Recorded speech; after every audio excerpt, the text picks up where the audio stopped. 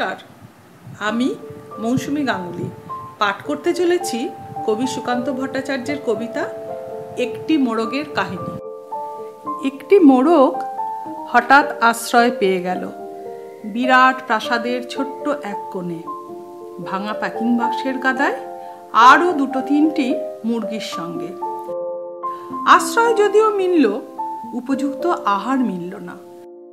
সুতীক্ষ্ণ চিৎকারে প্রতিবাদ জানিয়ে গলা ফাটালো সেই মোড়ক। ভোর থেকে সন্ধে পর্যন্ত তবুও সহানুভূতি জানালো না সেই বিরাট শক্ত ইমারত।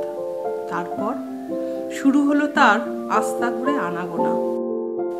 আশ্চর্য, সেখানে প্রতিদিন মিলতে লাগলো ফেলে দেওয়া ভাত রুটির চমৎকার প্রচুর খাবার। তারপর এক সময় আস্তা করেও এলো এংশিদার, ময়লা ছেঁড়া ন্যাকড়া পড়া দুটো তিনটে মানুষ।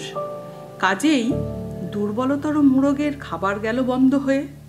খাবার খাবার খানিকটা খাবার। অসহায় মোড়ক খাবারের সন্ধানে বারবার চেষ্টা করলো প্রাসাদে ঢুকতে।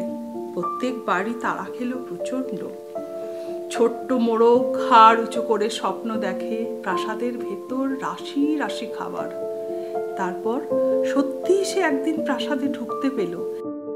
একেবারে সোজা চলে এলো ধবধবে দামি কাপড়ে ঢাকা খাবার টেবিলে। অবশ্য খাবার খেতে নয়, খাবার হিসেবে।